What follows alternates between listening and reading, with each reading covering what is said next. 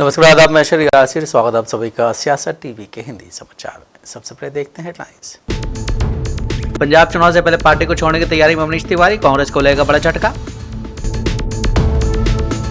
क्या ममता बनर्जी छिन जाएगी टीएमसी? रीत बनर्जी गुट आज करेगा चुनाव आयोग से मुलाकात, बोले हम ही असली टीएमसी। महुआ मोइत्रा पर अंडे फेंके जाने पर भड़की प्रियंका चतुर्वेदी, कहा बीजेपी सरकार की ओर से भीड़ को जिस तरह बढ़ावा मिल रहा है वो है शर्मनाक। विजय थलपति की सरकार गिराने की साजिश, हॉर्स ट्रेडिंग पर भिड़े टीवी के डीएमके तो बीजेपी ने किया पलटवार। नीतीश कुमार बनेंगे डिप्टी सीएम, आखिर फिर कहां से अचानक शुरू हो गई चर्चा। हॉर्मुज पर ईरान तो पनामा कैनल पर चीन से अमेरिका का पंगा, क्यों इतनी अहम है यह नहर। अब समाचार विस्तार से। पंजाब विधानसभा चुनाव से पहले भारतीय राष्ट्रीय कांग्रेस ने प्रदेश संगठन में बड़े बदलाव के अटकलों पर विराम लगा दिया है। बुधवार को पार्टी ने साफ कर दिया है कि फिलहाल प्रदेश नेतृत्व में कोई बड़ा फेरबदल नहीं होगा। इसके बाद वरिष्ठ कांग्रेस नेता मनीष तिवारी की नाराजगी की चर्चाओं ने जोर पकड़ लिया है। राजनीतिक गलियारों में ये भी अटकलें हैं कि वो पार्टी छोड़ सकते हैं। हालांकि इस संबंध में तिवारी या कांग्रेस की तरफ से कोई आधिकारिक बयान नहीं आया है। कांग्रेस आलाकमान के फैसले के अगले दिन यानी आज मनीष तिवारी ने सोशल मीडिया पर एक पोस्ट साझा की है, जिससे उनके राजनीतिक भविष्य से जोड़कर देखा जा रहा है। तिवारी ने तंजिया अंदाज में लिखा है कि है बड़ा कोई अवगुण उसमें जिसे कोई हुनर आवे। इसके बाद उन्होंने लिखा है कि काश मेरे पास लोगों और संस्थाओं की असुरक्षाओं का कोई अचूक इलाज होता। उन्होंने आगे कहा है कि पिछले 45 सालों में उन्हें कांग्रेस से बहुत कुछ मिला है और उन्होंने भी अपने पूरे जीवन को पार्टी की सेवा के लिए समर्पित किया है। पश्चिम बंगाल में मिली चुनावी हार के बाद से ही ममता बनर्जी की मुश्किलें लगातार बढ़ती जा रही हैं। इस बीच ममता बनर्जी के हाथ से पार्टी और उसका चुनाव चिन्ह भी जाने के आसार बन गए हैं। इस मुद्दे पर टीएमसी के बागी गुट के बनर्जी का 10 संसदीय प्रतिनिधिमंडल आज नई दिल्ली में चुनाव आयोग की पूर्ण पीठ से मुलाकात करेगा। पार्टी के नाम, संगठन, फंड और चुनाव चिन्ह पर बढ़ते विवाद के बीच टीएमसी के बागी गुट और चुनाव आयोग के बीच होने वाली ये बैठक अहम मानी जा रही है। गुट के नेताओं के मुताबिक प्रतिनिधिमंडल दोपहर में मुख्य चुनाव आयुक्त और अन्य चुनाव आयुक्तों से मुलाकात करेगा। हालांकि बनर्जी ने यह कहा है कि हमें चुनाव आयोग से मिलने का समय मिला है। टीएमसी का 10 संसदीय प्रतिनिधिमंडल आज आयोग की पूर्ण पीठ से मुलाकात करेगा। हालांकि उन्होंने बैठक के एजेंडे का खुलासा करने से इनकार कर दिया है। 22 तारीख मतलब पिछले महीने का जून महीने का 22 तारीख 2026 कलकत्ता में ऑल इंडिया तृणमूल कांग्रेस का जो डेलीगेट सेशन हुआ था, उस डेलीगेट सेशन में हमारा नया चेयरपर्सन अरूप राय जी चुने गए। पूरा एनडब्ल्यूसी नेशनल वर्किंग कमेटी चुना गया। तो वो वर्किंग सेशन डेलीगेट सेशन के बाद हम लोग पूरी लिख के इलेक्शन कमीशन को पहुंचा दिए थे, भेज दिए थे। इधर भी हमारा रिप्रेजेंटेटिव आके दे दिया था, बंगाल में भी दिए थे। तो तब भी हम इलेक्शन कमीशन से, ईसीआई से, इलेक्शन कमीशन का जो फुल बेंच है, chief election commissioner and other commissioners, तो सब लोगों से मिलने का गुजारिश किए थे। हम लोग रिक्वेस्ट किए थे कि हम लोगों को अपॉइंटमेंट मिले। अच्छा, हम लोग इलेक्शन कमीशन ऑफ इंडिया को धन्यवाद देना चाहते हैं कि कल 12 बजे हम लोगों को अपॉइंटमेंट दिया गया है। 10 आदमी का डेलीगेशन अलाउड है, तो इसीलिए हमारा पार्टी का चेयरपर्सन अरूप राय का लीडरशिप में हम लोग 10 आदमी यहाँ आए हैं। कल जाएंगे इलेक्शन कमीशन, जाके डिलीवरेट करेंगे। आरएसएस प्रमुख मोहन भागवत ने एक बड़ी बात कही। नागपुर में कार्यक्रम के दौरान उन्होंने कहा है कि 1947 के देश के बंटवारे के बाद जो लोग पाकिस्तान से भारत आए हैं वो शरणार्थी नहीं बल्कि संघर्ष के योद्धा थे। उन्होंने मातृभूमि और अपने धर्म के प्रति प्रेम के कारण बहुत कष्ट सहे। वो पाकिस्तान में अपनी नई पीढ़ियों की मेहनत से बनाई गई संपत्तियां और कारोबार छोड़कर भारत आए। भागवत ने कहा कि बंटवारे के बाद लोगों ने सोच समझकर भारत आने का फैसला लिया। वो भारत में रहना चाहते थे, जहां उन्हें डर के बिना अपने धर्म का पालन करने की आज़ादी मिले। भागवत ने कहा कि हालांकि वो अपने घर बार छोड़कर आए थे, लेकिन उन्हें शरणार्थी कहना गलत था। वो योद्धा थे जो मातृभूमि और धर्म के लिए लड़ रहे थे। संघ प्रमुख ने आगे कहा कि वो उस लड़ाई में सिर्फ अपनी गलतियों की वजह से नहीं हारे। हम सब मिलकर भारत को एक रखने की लड़ाई हार गए थे। मगर इन लोगों ने क्या चुना? उन्होंने ना तो अच्छी नौकरी चुनी, ना संपत्ति, उन्होंने देश और धर्म को चुना है। पश्चिम बंगाल में टीएमसी सांसद महुआ मोइत्रा ने बीजेपी कार्यकर्ताओं पर अंडे फेंकने का आरोप लगाया है। इस मामले को लेकर विवाद शुरू हो गया है। शिवसेना यूबीटी की पूर्व राज्यसभा सांसद प्रियंका चतुर्वेदी की प्रतिक्रिया भी इसमें सामने आई है। प्रियंका ने महुआ के साथ खड़े होने की बात कही है। प्रियंका ने सोशल मीडिया पोस्ट में लिखा है कि पश्चिम बंगाल में बीजेपी सरकार की ओर से भीड़ को जिस तरह का बढ़ावा मिल रहा है वो शर्मनाक है। एक महिला सांसद पर अंडे फेंके जाते हैं और पुलिस मूक दर्शक बनी रहती है। ये बेहद अपमानजनक है। कानून व्यवस्था राज्य की जिम्मेदारी है और सीएम सुवेंदु अधिकारी को अपनी बात पर अमल करना चाहिए। उन्होंने आखिर में लिखा है कि हम महुआ मोइत्रा के साथ खड़े हैं। महुआ मोइत्रा ने दावा किया है कि वो अपने लोकसभा क्षेत्र में पार्टी नेताओं के साथ बैठक कर रही थी। इसी दौरान बीजेपी समर्थक वहां पहुंच गए और बाहर से अंडे फेंकने लगे। सोशल मीडिया प्लेटफॉर्म एक्स पर महुआ मोइत्रा ने एक वीडियो साझा कर जानकारी दी है। कहा है कि पश्चिम बंगाल के डीजीपी मेरा फोन नहीं उठा रहे हैं। तमिलनाडु में टीवी के प्रमुख विजय को सरकार बनाए 2 महीने भी पूरे नहीं हुए, लेकिन सियासी उठापटक तेज हो गई है। राज्य में सियासी भूचाल तब आ गया जब हॉर्स ट्रेडिंग को लेकर टीवीके और डीएमके के बीच आर पार की स्थिति बन गई। बुधवार को दोनों पार्टियों ने एक दूसरे पर विधायकों की खरीद फरोख्त का आरोप लगाया। हॉर्स ट्रेडिंग को लेकर बीजेपी ने भी विजय थालापति की पार्टी पर तीखा हमला बोला है। चेन्नई पुलिस ने सरकार के विधायकों को पार्टी छोड़ने के लिए उकसाने की कथित साजिश के मामले में 3 लोगों को गिरफ्तार किया है। इनमें एक यूट्यूबर और करूर से 2 डीएमके पदाधिकारी शामिल हैं। गिरफ्तारी के बाद ये मामला और बढ़ गया है। एन इलैयाराजा की शिकायत पर केस दर्ज किया गया है, जो टीवीके से विधायक हैं। हॉर्स ट्रेडिंग के आरोपों पर तमिलनाडु बीजेपी के प्रवक्ता ने कहा है कि टीवीके अलायंस अवसरवादी गठबंधन है। चाहे सीपीआईएम हो, कांग्रेस हो, आईयूएमएल हो, डीएमके गठबंधन का हिस्सा होने के चलते जनता ने सभी को नकार दिया। टीवीके ने विधायकों की खरीद फरोख्त में जमकर हाथ बढ़ाया। ये एक अवसरवादी और भ्रष्ट गठबंधन है। पश्चिम बंगाल में मिली चुनावी हार के बाद से ममता बनर्जी की मुश्किलें लगातार बढ़ती जा रही हैं। इस बीच ममता बनर्जी के हाथ से पार्टी और उनका चुनाव चिन्ह भी जाने के आसार नजर आ रहे हैं। इस बीच टीएमसी के बागी गुट का 10 सदस्यीय प्रतिनिधिमंडल आज नई दिल्ली में चुनाव आयोग से मुलाकात करेगा। वहीं इसको लेकर कांग्रेस नेता सुखदेव भगत ने पश्चिम बंगाल के नेता प्रतिपक्ष के दिल्ली दौरे पर कहा है कि जब से केंद्र की सरकार आई है वो सबसे पहले लोगों को डराने का काम करती है। ईडी सीबीआई के माध्यम से ये लोगों को अपना इतना प्रताड़ित करते हैं कि कहीं ना कहीं उन्हें पार्टी छोड़ने के लिए मजबूर किया जाता है। जो पार्टी विचारधारा से जुड़ी नहीं होती है, अपने फायदे और शैक्षिक कारणों को लेकर जिस पार्टी में लोग जुड़ते हैं, वहाँ इस प्रकार की प्रतिक्रियाएं देखने को मिलती हैं। मैं समझता हूं कि जब से मोदी जी की सरकार आई है, सबसे पहले वो डराने का काम करती है और जितने भी संवैधानिक बॉडीज हैं उनके माध्यम से, ईडी सीबीआई के माध्यम से कहीं न कहीं लोगों को कितनी प्रताड़ित करती है कि पहले एक व्यक्ति को पार्टी छोड़ने को मजबूर करती है। यहाँ तो मैंने कहा कि वोट चोरी के साथ साथ यहाँ सांसद चुरा लेते हैं, विधायक चुरा लेते हैं, अब तो सरकार भी चुरा लेती है। तो और एक बात मैं जरूर कहना चाहूँगा, जो पार्टी विचारधारा से जुड़ी हुई नहीं होती है, क्षणिक बहुत सारे कारणों से, अपने फायदे से, बहुत सारे ऐसे इन कारणों से अगर पार्टी में लोग जुड़ते हैं तो इस प्रकार की प्रक्रियाएं देखने को मिलती है। बावजूद इसके हम ये कहना चाहेंगे, आज भी जिस प्रकार मोदी जी की सरकार कहीं भी, केवल बंगाल की बात नहीं करें, आप देख लें, अभी महाराष्ट्र की बात करें, चाहे बिहार की बात कर लें, उन हर जगहों पे वो इस प्रकार के वो तोड़ बोड़ की राजनीति कर रही है और जैसे सत्ता में बने रहने के लिए एक छत्र वो राज स्थापित करना चाहती है।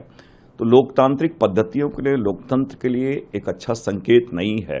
लेकिन फिर ये मैं जरूर कहना चाहूँगा, सत्ता का दुरुपयोग अगर कोई सबसे ज्यादा कोई कर रहा है तो मोदी जी के साथ। ईरान वार के दौरान न सिर्फ कच्चे तेल बल्कि गैस की कीमतों में भी काफ़ी इजाफा देखने को मिला। एलपीजी की सप्लाई काफ़ी कम होने के कारण इस दौरान गैस सिलेंडर की कीमतों में काफ़ी बढ़ोतरी देखी गई। यहाँ तक कि अप्पू, छोटू, मुन्ना जैसे नामों से मशहूर हुए 5 किलो वाले गैस सिलेंडर के दाम भी आसमान पर पहुँच गए, जिसकी वजह से इनकी डिमांड में काफ़ी गिरावट देखने को मिली है। एक रिपोर्ट में कम से कम 4 डिस्ट्रीब्यूटर्स के हवाले से कहा गया है कि बच्चों के नाम पर रखे गए इन पोर्टेबल गैस सिलेंडर की मांग वेस्ट एशिया वार के बाद कीमतें दोगुनी होने पर गिर गई है। 5 किलो के इन सिलेंडरों का इस्तेमाल मुख्य रूप से प्रवासी मजदूर और छात्र करते हैं और इन्हें सिर्फ आधार कार्ड दिखाकर आसानी से खरीदा जा सकता है। मांग में आई भारी गिरावट से शहर में मजदूरों की वापसी पर भी सवाल उठ रहे हैं, क्योंकि कुकिंग गैस की कमी के दौरान वो शहर छोड़कर चले गए थे। मांग में गिरावट और कीमतों में बढ़ोतरी एक ही समय पर हुई है। महाराष्ट्र में पार्टी बदलने की पॉलिटिक्स पर आरोप प्रत्यारोप तेज होने के बीच संजय राउत ने बीजेपी और मौजूदा पॉलिटिकल डेवलपमेंट की कड़ी आलोचना की है।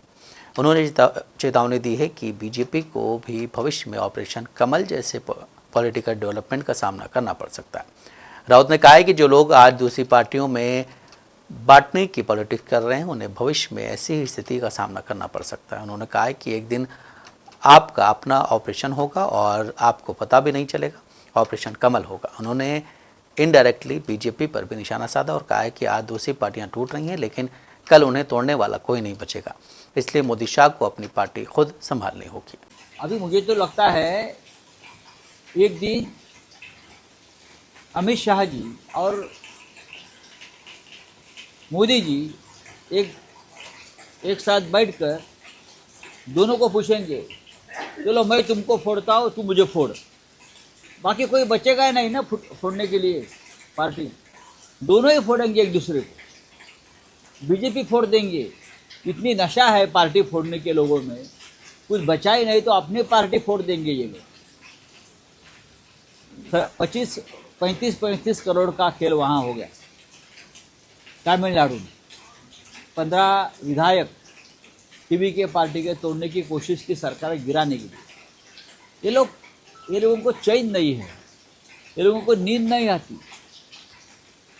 अगर किसी को नहीं तोड़ा एक दिन तो उनको नींद नहीं आती। क्या कर सकते हैं? देश का लोकतंत्र इतने स्तर तक नीचे गिरा है। कभी आने वाले पीढ़ी को बताना होगा कि इस देश में कभी लोकतंत्र था। विपक्ष इसमें कुछ कर नहीं रहा है। क्या नहीं करना? विपक्ष क्या करेगा? विपक्ष क्या करेगा?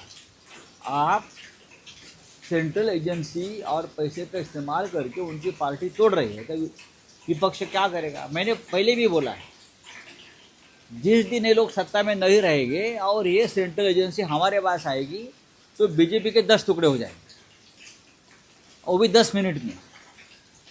वो भी 10 मिनट में एक भी पार्टी नहीं बचेगी, ना शिंदे बचेगी, ना अजित पवार गुट बचेगा, ना बीजेपी बचेगी। 1 घंटे के लिए ईडी सीबीआई हमारे पास दे दो, बहुत आसान है। दिल्ली की मुख्यमंत्री रेखा गुप्ता ने दिल्ली सचिवालय में वन नेशन वन इलेक्शन से जुड़े 2 संशोधन विधेयकों पर अध्ययन के लिए आए संसद की संयुक्त संसदीय समिति के प्रतिनिधियों का स्वागत किया। ये समिति संविधान 129 संशोधन विधेयक 2024 और केंद्र शासित प्रदेश कानून संशोधन विधेयक 2024 के विभिन्न प्रावधानों पर राज्यों एवं अन्य हितधारकों से सुझाव प्राप्त करने के उद्देश्य से अध्ययन के लिए दिल्ली आई है। मुख्यमंत्री ने समिति के सभी सदस्यों का दिल्ली सचिवालय में आगमन पर स्वागत करते हुए कहा कि लोकतांत्रिक व्यवस्था को ज़्यादा प्रभावी, सुशासित एवं प्रशासनिक रूप से दक्ष करने के उद्देश्य से केंद्र सरकार द्वारा विभिन्न राज्यों से सुझाव प्राप्त करने की ये पहल अत्यंत सराहनीय है।